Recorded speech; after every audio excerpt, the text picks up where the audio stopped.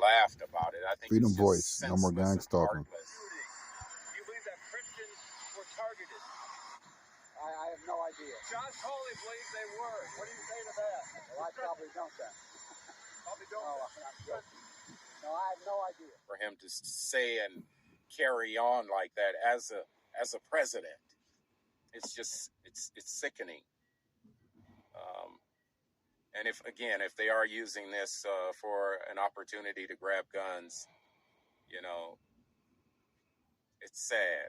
It's sad that we would target such an innocent group of people, women and children, for the sake of trying to further a political agenda.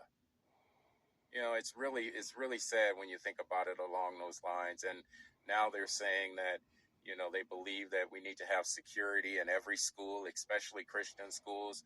I just think that that's really sad we've come to a day like that. But on the other hand, I think as a Christian, I think it tells us exactly where we are. You know, one thing's for sure, it's not like the Bible doesn't warn us about these days and times that we're living in. I think many of us just don't really want to come to the grips with the fact that we are living in a post-Sodom world. This is Sodom and Gomorrah. This is worse than Sodom because we've got the experience and lessons from Sodom and Gomorrah to go off of, and we're still not learning. I mean, when you think about where our society is headed, when you think about what's going on in our world today, how Christians are in fact being targeted for no other reason than because, you know, they're in the minority now. Christians are being looked at as sort of triggering this event. We're being blamed for this event. In other words, you take a transgender person, he gets tired of being ridiculed and he just snaps one day and targets a Christian school and he goes in and starts shooting up people. That's just unthinkable, unfathomable. And I don't understand for the life of me how, you know, we can sit back as a country and blame the guns for this whole event.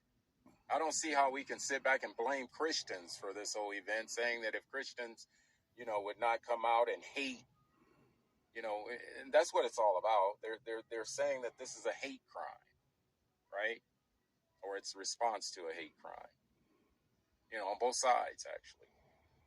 So it's unfortunate that we've come to this day and time, but I take courage. As a Christian, I take courage in the fact that Jesus is coming soon. And we have to be ready. I do believe as TIs that you and I are sort of being experimented on for the sake of what's coming in the future, especially to Christians, primarily to Christians. The scriptures tell us, and I've said this before in other videos, that the scriptures tell us those that live godly in Christ Jesus shall suffer persecution. Persecution is here. It started already, and it's only going to get worse. TIs are persecuted every day, all day. Christians are being persecuted now for no other reason than they're being labeled as hate groups because they speak out against things like transgender and so on and so forth. This world is just twisted.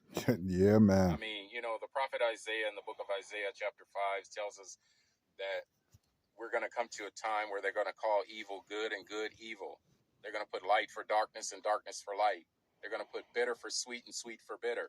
And I do believe that we have definitely come to that day and time now. I believe so what too, should brother. we do? I really What can believe you and I that. do? We need to pray like never before. We need to hope like never before that Jesus is going to come and put an end to all this chaos. And we need to rally around one another as much as possible, support one another, pray for one another, encourage one another, help one another where we can. Now is not the time to be ridiculing. Now is not to be the time to be criticizing one another. We need to come together, put down our differences, come together on the platform of truth, because we can't condone error. There is only one truth, and that truth is found in Jesus Christ. So as we unite